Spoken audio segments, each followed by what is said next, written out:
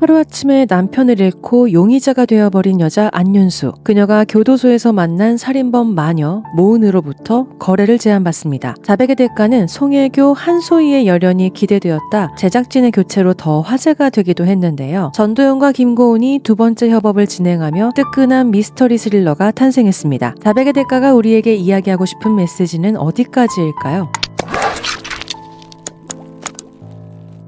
편견의 무서움은 결국 사람을 망친다.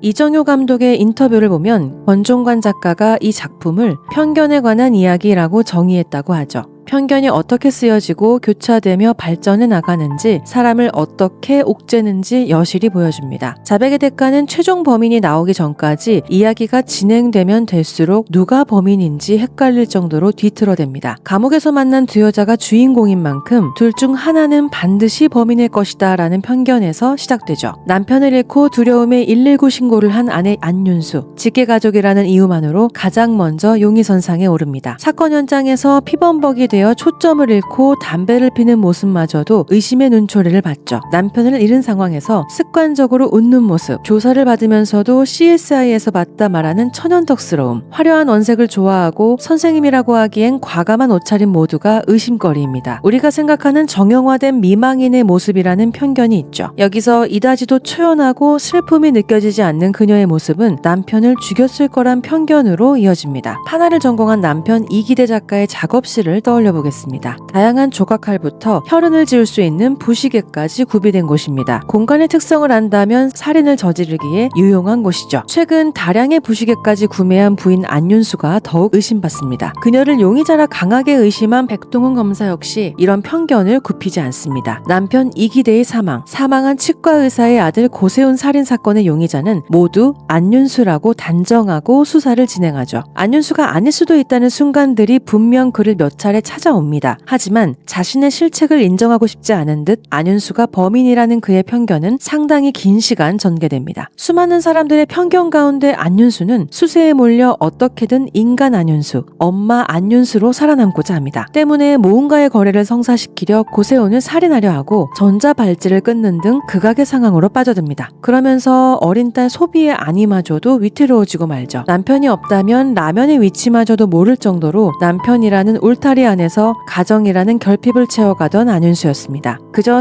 생존자였음에도 이전의 삶으로 돌아가기엔 상당히 멀리 와버린 듯합니다. 그건 과연 누가 보상해주는 걸까요? 그런 안윤수와 구치소에서 자백을 거래한 마녀 모은이 있습니다. 치과의사 부부 살인사건의 피고인이죠. 김고은 배우의 인터뷰에서도 묘사되어 있듯 감정을 거세당한 듯이 오로지 살인이라는 목표를 위해 사는 인물입니다. 때문에 자백과 대가를 거래하자 제안한 모은이 실은 이기대를 죽인 범인이지 않을까라는 편견으로 관객을 유도합니다. 그녀의 타겟이 되면 간단한 펜 하나마저도 흉기가 되어버리죠. 타고난 눈썰미로 상황을 판단하고 모든 게 제한적인 구치소에서도 본인의 목적을 위해 유유히 전진합니다. 거짓말 탐지기 결과도 신뢰값이 없도록 만들어버릴 만큼 교정당국과 수사처 위에서 움직이죠. 감정이 드러나지 않고 일정한 톤으로 건조하게 말라버린 모은을 보면 사이코패스가 맞겠다라는 확신이 듭니다. 미술을 전공한 안윤수가 기억에 남는 인물들을 그려둔 모습들이 있습니다. 남편 사망 당시 작업실 앞에서 마주친 사람의 모습, 보호감찰 중인 안윤수를 쫓는 이의 모습은 모두 모은을 연상시킵니다. 이기대의 작업실을 설명하는 모은의 진술은 진짜 그곳에 가본 듯 신빙성을 더하죠. 때문에 사이코패스 모은이 실은 이기대를 죽였을 수 있다는 혼란을 줍니다. 왜 모은은 윤수를 거래 상대로 선택했을까?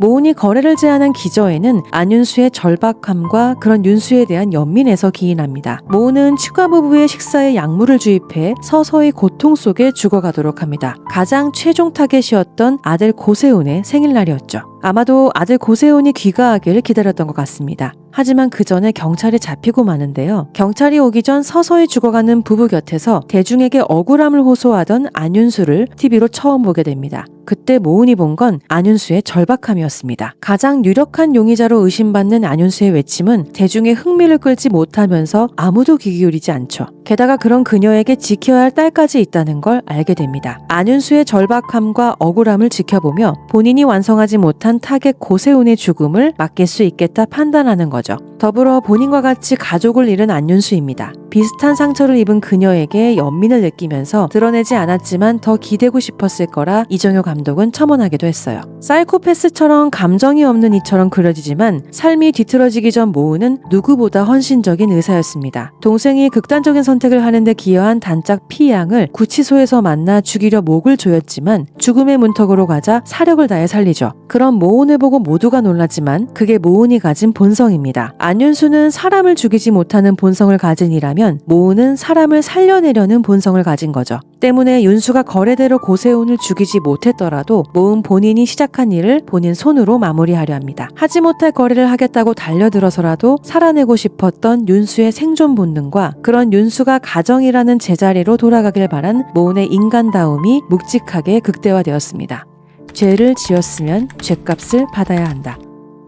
두 여자를 둘러싼 이 모든 비극의 시작은 무엇이었을까요? 첫째는 앞서 이야기한 사회적 편견, 그리고 두 번째는 잘못을 저지른 자들이 제대로 그 대가를 치르지 않음에서 비롯됩니다. 오지에서 사람을 살리기 위해 애쓰던 의사 모은, 본명 강소혜에게는 하나뿐인 아빠와 동생 소망이 있었습니다. 하지만 치과의사 부부의 아들 고세훈이 소망을 대상으로 음란물을 제작해 연락처에 있는 모두에게 배포해버리죠. 이를 이겨내지 못한 동생과 부친이 세상을 등지고 팬데믹으로 한국에 귀국조차 하지 못하게 됩니다. 처참한 현실에 불을 더 지핀 건 치과의사였던 부모들이 온갖 방법을 동원해 죄를 지은 고세훈이 장기보호 관찰이라는 보호처분 5호 솜방망이 처벌을 받았다는 데 있습니다. 나이도 어린 촉복소년 고세훈이 음란물을 제작해 배포하고 베팅을 하며 게임을 합니다. 명백한 사회 악으로 자라고 있는데도 가정도 사회도 죄값을 묻는 것 대신 아무것도 아닌 일로 만들어버리죠. 이들이 죄값을 받게 하는 방법은 불행히도 사법체계가 아닌 사적복수입니다. 사적복수가 사회질서를 어지럽히고 인정하면 안 되는 것이라고 하지만 일반 대중이 느끼는 법감정을 따라오기에 역부족이라는 의견이 강하죠. 때문에 모범특시와 같은 드라마가 시즌을 거듭하며 성원을 받는 걸 거예요. 이기대와 고세훈을 죽인 진범 또한 건강한 비판을 모욕으로밖에 받아들이지 못하는 엘리트 부부였습니다. 본인들의 행보에 흠집을 내는 사람은 살인을 해서라도 없애 복수를 해줘야 직성이 풀리는 영악한 도라이들이죠.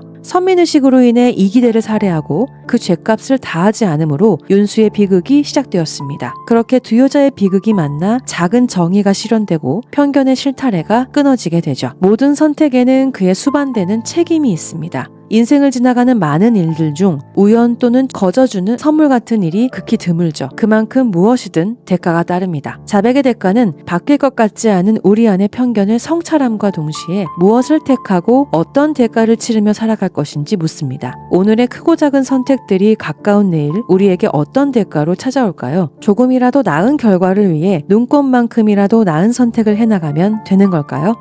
25년을 마무리하며 따라가기에 더없이 좋은 자백의 대가, 오직 넷플릭스에서 꼭 즐감하세요. 재미난 리뷰로 돌아오겠습니다. 오늘도 내일도 드라마 리뷰는 드리당.